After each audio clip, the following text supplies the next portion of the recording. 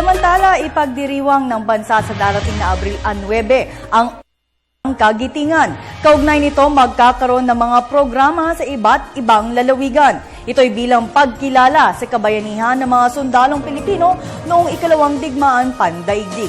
Ang tema ng pagdiriwang ngayong taon ay balik tanaw sa sakripisyo ng veteranong gabay sa landas ng pagbabago. Darating na Miyerkules, ika-9 ng Abril, ipagdiriwang ng bansa ang Araw ng Kagitingan. Sentro ng selebrasyon ay ang Mount Samat National Shrine sa Pilar, Bataan, na kung saan magtatalumpati si Pangulong Aquino upang itanghal ang kabayanihan ng mga sundalong Pilipino noong ikalawang digmaang pandaigdig.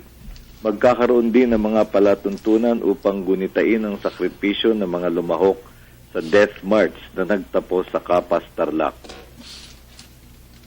Meron din pong ibang selebrasyon na idaraos sa libingan ng mga bayani at iba pang lugar.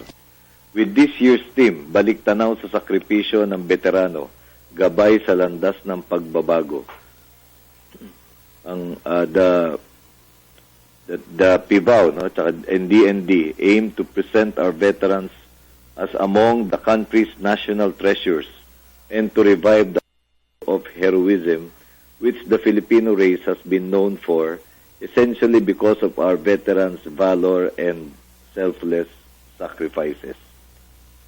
Simula din po sa Araw ng Kagitingan, ilulunsad ang Bayani Challenge para sa mga kabataang voluntaryong tutulong sa pagbabagong tatag sa mga lalawigang nasalanta ng Bagyong Yolanda, ng lindol sa Bohol at ng karhasan sa Zamboanga.